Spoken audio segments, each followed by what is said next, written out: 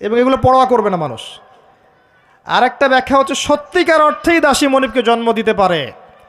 এটার জলজান্ত এক্সাম্পল এখনকার Singapore. 4 number ছিল ইয়া মুহাম্মদ সাল্লাল্লাহু আলাইহি ওয়াসাল্লাম আখবিরনি আনি সাআহ, আমাকে কিয়ামত সম্পর্কে বলুন, কিয়ামত সম্পর্কে বলুন। নবী সাল্লাল্লাহু আলাইহি ওয়াসাল্লাম বলছেন মাল মাসউলু আনহা বিআ'লামা মিনাস সাইল, এই বিষয়ে প্রশ্নকারী এবং উত্তরদাতা উভয়ের জ্ঞানী সমান, প্রশ্নকারীর চেয়ে উত্তরদাতা বেশি জানে না। মানে এই বিষয়ের চূড়ান্ত জ্ঞান আল্লাহ ছাড়া কারো জানা নাই। কবে, কোন সালে, কোন ডেটে, কী বারে কিয়ামত হবে কেউ বলতে পারবে? কেউ পারবে না। প্রশ্ন করলেন এই ব্যক্তি এবং 4টা মৌলিক প্রশ্নের একটা তিনি করলেন কিয়ামত কবে হবে। 4টা মৌলিক প্রশ্নের একটা হচ্ছে কিয়ামত কবে হবে। তাহলে কিয়ামত সম্পর্কে সচেতনতা এটা আসলে নিছক কোনো জ্ঞান নয়, তাই না? কিয়ামত সম্পর্কে সচেতনতা এটা কিন্তু অহেতুক কোনো জ্ঞান চর্চা নয়, বরং 4টা মৌলিক প্রশ্নের একটা করা হয়েছে কিয়ামত কবে হবে। যদি আপনি সবগুলোকে ভাগ করেন 25% হচ্ছে এই প্রশ্নটা। কথা বুঝতে পারছেন? এটা 25%। এবার নবী সাল্লাল্লাহু আলাইহি ওয়াসাল্লাম বললেন আমি জানি না, মাল মাসউলু আনহা বিআ'লামা মিনাস সাইল। তারপরে তিনি আবার প্রশ্ন করলেন ফাখবিরনি আন আমারাতিহা, তাহলে আমাদেরকে কিয়ামতের কিছু আলামত বলে দিন। আবার প্রশ্ন করার কি দরকার ছিল যখন নবীজি বললেন আমি জানি না? যদি বিষয়টা গুরুত্বপূর্ণ নাই হয়ে থাকে, যদি বিষয়টা গুরুত্বপূর্ণ না হয়ে থাকে আবার কাউন্টার প্রশ্ন করার কি দরকার ছিল? তিনি আবার প্রশ্ন করলেন তাহলে আলামত বলে দিন। এবার নবীজি বলছেন 2টো আলামত। কয়টা বলছেন এই হাদিসে? 2টো। একটা হচ্ছে আনতালিদাল আমাতু রাব্বাতুহা, যখন দেখবে দাসী তার মনিবকে জন্ম দিচ্ছে। মানে একবার ব্যাখ্যা করেছি, সমাজের ন্যায় অন্যায়, হক বাতিল, সত্য মিথ্যার মানদণ্ডটা উল্টে যাবে, হালাল হারামের মানদণ্ড উল্টে যাবে। মানুষ হালালকে হারাম করবে, হারামকে হালাল করবে, ন্যায়কে অন্যায় বানাবে, অন্যায়কে ন্যায় বানাবে, সত্যকে মিথ্যা বানাবে, মিথ্যাকে সত্য বানাবে, মানদণ্ড উল্টে যাবে এবং এগুলো পরোয়া করবে না মানুষ। আর একটা ব্যাখ্যা হচ্ছে সত্যিকার অর্থেই দাসী মনিবকে জন্ম দিতে পারে। এটার জলজান্ত এক্সাম্পল এখনকার সিঙ্গাপুর। ফ্যামিনিস্ট রেভলিউশনের কারণে এবং সুদের কারণে এমন একটা অবস্থা মুখোমুখি হয়েছে বিশ্ব যে অনেক ক্ষেত্রে মেয়েরা সন্তান জন্ম দেওয়ার সময় পাচ্ছে না, ফুরসত নাই, এবং সন্তান জন্ম দেওয়াটাকে তারা এখন পিছিয়ে পড়া বলছে অনেক কান্ট্রিতেই। শেষে কি হয়, দরিদ্র কান্ট্রি থেকে মেয়েদেরকে হায়ার করা হয়, দরিদ্র কান্ট্রি থেকে মেয়েদেরকে হায়ার করা হয় এবং তাদের গর্ভটাকে ভাড়া নেওয়া হয়। এই গর্ভের মধ্যে স্পার্ম ইনজেক্ট করা হয়, জাইগোট গঠন করে, বাচ্চা কনসেপ্ট করে। কথা কি বুঝতে পারছেন? গর্ভ ভাড়া নিয়েছে, নিয়ে তার শুক্রাণু সেখানে পুশ করেছে। 9 মাস এখানে বাচ্চাটা বড় হবে। এই 9 মাস এই দরিদ্র মেয়েটাকে অনেক খাওয়ানো হবে, পরানো হবে, সুন্দর সুন্দর কাপড় দেওয়া হবে, ভালো মন্দ খাওয়ানো হবে, কারণ ওই সন্তানটার ভালোর জন্যে। এবার যখন বাচ্চাটা প্রসব হয়ে যাবে, বাচ্চাটা সে রিলিজ, সে খালাস, ও ডলার নিয়ে চলে যাবে। সন্তান জন্ম দেওয়ার বিনিময়ে $10,000, $20,000, $50,000, এই যে গর্ভ ভাড়া নেওয়া হয়েছে। এই যে বাচ্চাটা হলো, এই বাচ্চাটাকার মালিকের, দাসী তার মনিবকে জন্ম দিল। হাদিস বাস্তব। এই ব্যাখ্যাটা আজকে থেকে 1400 বছর আগে করা সম্ভব ছিল না। কথা বুঝতে পারছেন না? এই ব্যাখ্যাটা এখনকার বিশ্বে আপনি করতে পারবেন। এই জন্য কোরআন সুন্নাহকে নিয়ে খালি লিটারালি পড়লে হবে না, যুগের সাথে মেলাতে তো হবে। যুগের সাথে যদি আমি না মেলাই তাহলে কোরআন সুন্নাহকে দিয়ে যুগ জিজ্ঞাসার জবাব বের করতে পারবো না। এই ব্যাখ্যাটা আপনি আজকে থেকে 100 বছর আগেও করতে পারতেন না, কিন্তু এখন পারবেন। সত্যিকার অর্থেই দাসী তার মনিবকে জন্ম দিচ্ছে এখন এই বিশ্বে। নবী যেটা বলেছিলেন আনতালিদাল আমাতু রাব্বাতুহা, যখন দাসী তার মনিবকে জন্ম দিবে। আরেকটা বলেছিলেন ওয়া আনতারাল হুফাতাল উরাতাল আলাতা রিয়াশা ইয়াতাতাওয়ালুনা ফিল বুনিয়ান, যখন তুমি দেখবে সমাজের, মাইন্ড করবেন না, যখন তুমি দেখবে সমাজের সবচেয়ে দরিদ্র শ্রেণীর, রাখাল শ্রেণীর, নগ্ন পদের, খালি পায়ের, নগ্ন গায়ের, মানে গায়ে জামা নাই, পায়ে স্যান্ডেল নাই, এমন শ্রেণীর মানুষেরা উঁচু উঁচু বিল্ডিং নির্মাণের প্রতিযোগিতা করবে, ফান্তাজির সাআহ, কিয়ামতের অপেক্ষা করতে থাকো। বিগত 200 বছরে বিশ্ব দেখে নাই এত হাইলি টলেস্ট বিল্ডিংয়ের প্রতিযোগিতা। অমুকের 100 তলা তো অমুকের 200, অমুকের 200 তো অমুকের 300। এটা সমাজ থেকে শুরু করে রাষ্ট্র, বিশ্ব সব জায়গায় এই দৃশ্য দেখা যাচ্ছে। সমাজে দেখেন কিছু মানুষ ছিল যাদের টাকা পয়সা ছিল না, আজকে দেখবেন বিল্ডিং তুলছে 10 তলা, 20 তলা, 50 তলা। অনেক রাষ্ট্র ছিল, ওই যে বেদুইন রাষ্ট্র ছিল। মধ্যপ্রাচ্যের দিকে তাকাবেন, আগে জামা পরার টাকা ছিল না, ব্ল্যাক গোল্ড পেয়েছে, তেল উঠাইছে আর খাইছে। উঠাইছে আর খাইছে না, উঠাইছে আর আমেরিকাকে দিছে, তেল তুলছে আর আমেরিকাকে দিছে, দিয়ে ডলার নিছে, নিয়ে উঁচু উঁচু বিল্ডিং, তোমার 100 আমার 110, এবং এটা গর্বের বিষয় ওদের কাছে এখন। এই দৃশ্যের কথা নবী সাল্লাল্লাহু আলাইহি ওয়াসাল্লাম বলেছেন যে যখন তুমি দেখবে সমাজের সবচেয়ে দরিদ্র মানুষেরা উঁচু উঁচু বিল্ডিং নির্মাণের প্রতিযোগিতা করবে, একটা কমন প্রশ্ন করি এখন, যে ব্যক্তির টাকা নাই সে কেমন করে বিল্ডিং তুলবে? এই উত্তরটা দেওয়ার জন্য আপনার পিএইচডি করার কোনো দরকার নাই। উত্তর খুব সহজ। একজন ব্যক্তির টাকা নাই, সে কিভাবে 20 তলা বিল্ডিং করতে পারে? উত্তর দেন, কিভাবে বলেন? শুধু অবৈধভাবেই নয়, অবৈধভাবে তো একটা অপশন আছেই। কিভাবে? এক্স্যাক্টলি, সুদের মাধ্যমে। সুদ ছাড়া অন্য কোনো অপশন নাই। এবং আমি এখন যে ফ্ল্যাটে ভাড়া আছি, মনে করেন যেই ফ্ল্যাটে ভাড়া আছি সেই ফ্ল্যাটের ভাড়ার টাকা আমি যে দিচ্ছি, এই যে ফ্ল্যাট মালিকরা যে ভাড়াটিয়াদের কাছ থেকে প্রতি মাসে ভাড়া তুলে এই ভাড়ার টাকা থেকে লোন শোধ করছেন ব্যাংকের, এখন আমি সুদ খাচ্ছি না? আমি নিজেও সুদের সাথে সম্পৃক্ত হয়ে গেলাম তাহলে, কারণ আমার টাকা দিয়ে সে সুদের ঋণ পরিশোধ করছে।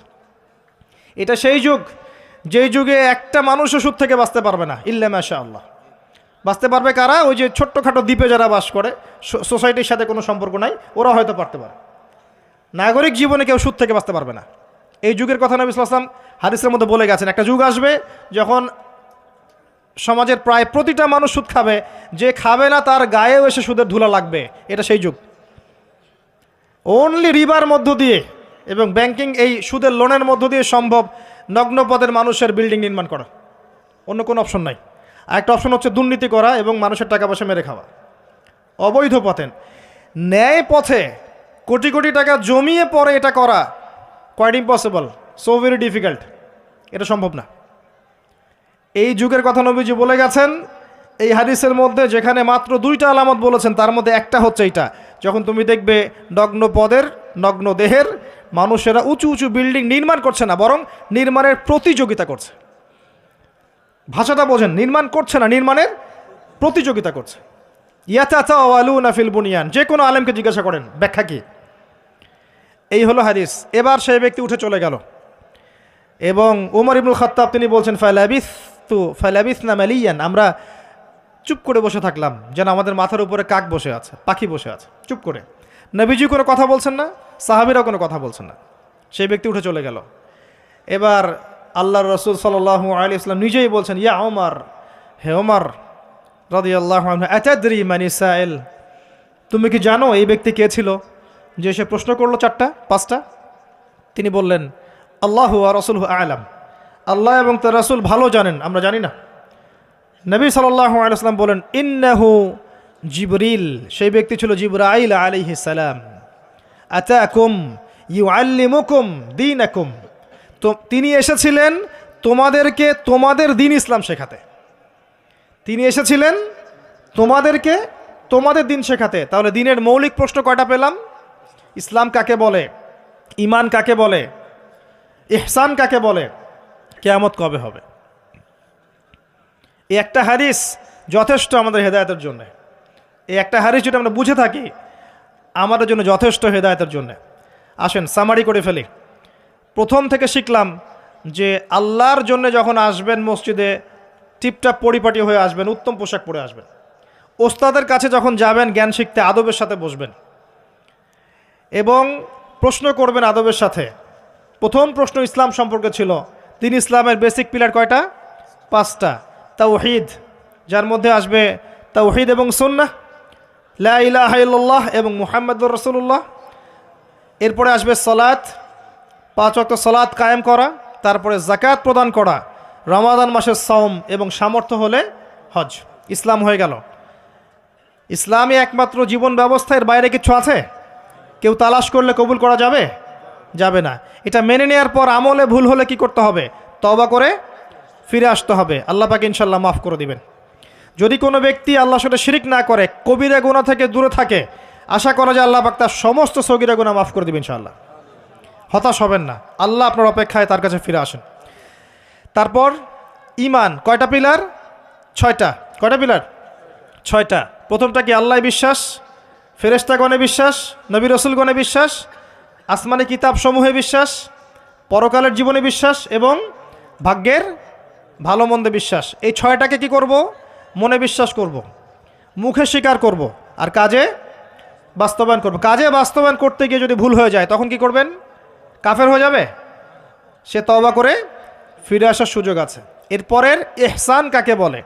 ইসলাম পালন করতে গিয়ে এমনভাবে করা, আল্লাহর ইবাদতটা এমনভাবে করা যেন আমি আল্লাহকে দেখছি, আল্লাহকে হাজির নাজির মনে করে কাজ করা।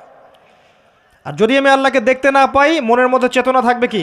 আল্লাহ আমাকে দেখছেন। তারপরে কনসিয়াসনেস, সময় কম, কিয়ামত কবে হবে। আমরা শেষ জামানায় বাস করছি, সময় শর্ট। এখানে দুইটা আলামত বলা আছে, বাকি বহু হাদিস আছে শত শত, যেখানে আরও হাজার হাজার আলামত আছে, হাজার হাজার। এই যে মানুষ দুনিয়াদার হয়ে যাচ্ছে, বেশি বেশি আলামতে সাআহ। মসজিদের মধ্যে ফিতনা হচ্ছে না এখন? আলামতে সাআহ। মসজিদ চাকচিক্যময় হচ্ছে না তাজমহলের মতো? কি আমাদের সাইন। মেয়েদের সংখ্যা বাড়ছে না, ছেলেদের সংখ্যা কমছে না? সাইন। মেয়েরা ছেলেদের পোশাক পরছে না, ছেলেরা মেয়েদের পোশাক পরছে না? সাইন। সময় সংক্ষিপ্ত হয়ে আসছে না? বেশি বেশি মহামারী, বন্যা, ঘূর্ণিঝড়, জলোচ্ছ্বাস এগুলো ছড়াচ্ছে না? বেশি থেকে বেশি হচ্ছে, সাইন। অসংখ্য সাইন। মুসলিমদের উপর নির্যাতন বাড়ছে না? বিশ্বে হত্যা বাড়ছে না? কিলিংস বাড়ছে না? মুসলিমরা বিভক্ত হচ্ছে না বিভিন্ন দলে দলে? সাইন। কত সাইন নেবেন, শেষ করা যাবে না। এমনকি চাঁদ যেটা দেখছেন এটাও ফেটে গেছে। চাঁদ যেটা দেখছেন না, এটা ফাটল ধরা, চাঁদ পরিপূর্ণ নয়, ফাটা আছে, এটাও কিয়ামতের সাইন। এবং পৃথিবী পানি শূন্য হচ্ছে, এগুলো সাইন। জলবায়ুর পরিবর্তনগুলো সাইন। অনেক বিষয় আছে যেগুলো আপনি আখিরুজ্জামানের বইগুলোতে পাবেন। কিতাবুল ফিতান অধ্যায়গুলো পড়েন, আলামত সাআগুলো পড়েন, পাবেন। এখানে জাস্ট দুটা বলা হয়েছে। দাসী মনিবকে জন্ম দেয়া মানে সমাজের মানদণ্ড উল্টে যাবে, ন্যায় অন্যায়, হক বাতিল, সত্য মিথ্যার মানদণ্ড উল্টে যাবে। আর সমাজের সবচেয়ে নিকৃষ্ট শ্রেণীর মানুষেরা দেখবেন ওই যে টলেস্ট বিল্ডিংয়ের প্রতিযোগিতা করছে, রিবার মাধ্যমে, দুর্নীতির মাধ্যমে এবং অন্যায় অত্যাচারের মাধ্যমে জুলুমটা বাড়বে। আরেকটা হাদিসে আছে, যখন আমানতের খেয়ানত করা হবে, সাহাবীরা বললেন যখন আমানতের খেয়ানতটা বুঝলাম না কিভাবে। নবীজি বললেন, যখন অযোগ্য ব্যক্তিকে, অনুপযুক্ত ব্যক্তিকে দায়িত্ব দেওয়া হবে তখন বুঝে নেবে এটা আমানতের খেয়ানত।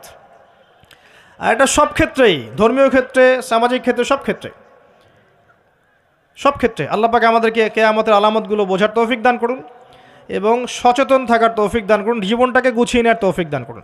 এই জায়গায় গিয়ে আমাদের ব্যক্তিগতভাবেই কাজ করতে হবে। এখানে বড় করে চিন্তা করার সময় নাই, আগে নিজে বাঁচেন, নিজে জ্ঞান অর্জন করেন। আল্লাহ পাক সবাইকে তৌফিক এনায়েত করুন। আপনি হালাল খান, পারিবারিক আদর্শটাকে সাধ্যমতো ঠিক রাখার চেষ্টা করেন। যদি পরিবার কথা না শোনে, আপনি একা থাকেন। আমার এর চেয়ে ডাইরেক্ট কোনো কথা আমি বলতে পারবো না। পরিবার যদি দাওয়াত দিতে দিতে কথা না শোনে এক পর্যায়ে, আপনি একা থাকেন, তাও ভালো। সম্পর্ক রাখেন, আত্মীয়তা সম্পর্ক বজায় রাখেন, একা একা চলেন। কারণ ফিতনায় আপনি ডুবে থাকলে ওরা আপনাকে ফিতনায় টেনে নিয়ে আসবে। এত বড় বুকের কলিজা দেখাবেন না যে আমি ফিতনার মধ্যে থেকে আমার ইমানের বলে সবাইকে সংস্কার করে ফেলে দিব। এই যুগ সেই যুগ না, এটা বড় ফিতনাময় যুগ। আপনাকে বরং তারা টেনে নিয়ে চলে আসবে। অতএব ডিসকানেক্টেড হয়ে যান ফিতনা থেকে, আসহাবুল কাহফের মতো। তারপরে আপনাকে আল্লাহ পাক যতটুকু সামর্থ্য দিয়েছেন, এই সামর্থ্য দিয়ে আপনি দিনের কিছু খেদমত করার চেষ্টা করেন। মসজিদ ভিত্তিক, মাদ্রাসা ভিত্তিক, দাওয়াতি ক্ষেত্রে হোক, সামাজিকভাবে হোক, মানবতার কল্যাণে কাজ হোক, কোনো প্রজেক্ট গঠন করার মধ্য দিয়ে হোক, যেভাবে হোক দিনের যে উপকার হয় এমন কিছু করেন। এবং দিনকে নিয়ে বাড়াবাড়ি করবেন না, দিনকে নিয়ে বাড়াবাড়ি করবেন না। অমুসলিমদের উপরে দিনটাকে জোর করে চাপিয়ে দেওয়ার চেষ্টা করবেন না। ইসলামকে নিয়ে এমন কোনো কাজে লিপ্ত হবেন না যাতে ইসলামের জন্য পরিবেশটা আরও ঘোলাটে হয়ে যায়। ইসলাম উগ্রতা শেখায় নাই আমাদেরকে। ইসলাম শিখিয়েছে যদি মাজলুম হই তখন জুলুমের প্রতিবাদ করা। এর বেশি ইসলাম কিছু শেখাচ্ছে না। এখন ইসলামকে কেন্দ্র করে এমন কিছু করতে যাবেন না যাতে করে উল্টা ইসলামের ক্ষতি হয়ে যায়। এবং ইসলামের শত্রুরা চায় যে মুসলিমরা এমন কিছু করুক যাতে করে তারা আমাদেরকে দমন করে আরও সুযোগ পেয়ে যায়। অতএব ব্যক্তিগত জীবনটাকে গোছান, পরিবারটা গোছান, আপনার রিজিকের ব্যবস্থাটা হালাল করেন, সাধ্যমতো দিনের কল্যাণ করার চেষ্টা করেন এবং অন্যের উপকারে কাজ করেন, কারো ক্ষতি করতে যায় না। আল্লাহ পাক আমাদের সবাইকে দিনের মৌলিক বিষয়গুলোর দিকে ফোকাস করার তৌফিক দান করুন। আমাদের মধ্যে যারা অসুস্থ আছে আল্লাহ পাক সবাইকে শেফায়ে কামেলা দান করুন। আমি দোয়া করছি যুব সমাজের জন্য, আল্লাহ পাক যুবক ভাইদেরকে হেদায়েত করুন। আগামী প্রজন্মের যে বাচ্চারা আমাদের গড়ে উঠছে এদেরকে ইসলামী শিক্ষায় শিক্ষিত করার তৌফিক আল্লাহ পাক দান করুন। আমাদের পরিবারের মধ্যে আল্লাহ পাক শান্তি দান করুন। পরিপূর্ণ ইসলাম পালন করার তৌফিক দান করুন। পরিপূর্ণ ঈমান লালন করার তৌফিক দান করুন। আল্লাহ পাক আমাদের মধ্যে যারা মারা গেছেন সবাইকে আল্লাহ পাক মাফ করে দিন, তাদের কবরের শাস্তি আল্লাহ পাক মাফ করে দিন। আমাদের সবাইকে আমাদের জানমাল, সময়, শ্রম এগুলোর বিনিময়ে এগুলোকে কাজে লাগিয়ে দিন ইসলামের খেদমত করার তৌফিক আল্লাহ পাক আমাদের সবাইকে দান করুন। আমিন। আকুলু কওলি হাযা আস্তাগফিরুল্লাহ লি ওয়া লাকুম ওয়া লিসাইরিল মুসলিমিন। বারাকাল্লাহু লানা ওয়া লাকুম বিল আয়াতিল হাকীম। ইন্নাহু তাআলা জাওয়াদুন কারীম ওয়া রাউফুর রহিম। সুবহানাকাল্লাহুম্মা ওয়া বিহামদিক আশহাদু আল লা ইলাহা ইল্লা আনতা আস্তাগফিরুকা ওয়া আতুবু ইলাইক। আসসালামু আলাইকুম ওয়া রাহমাতুল্লাহি ওয়া বারাকাতুহু।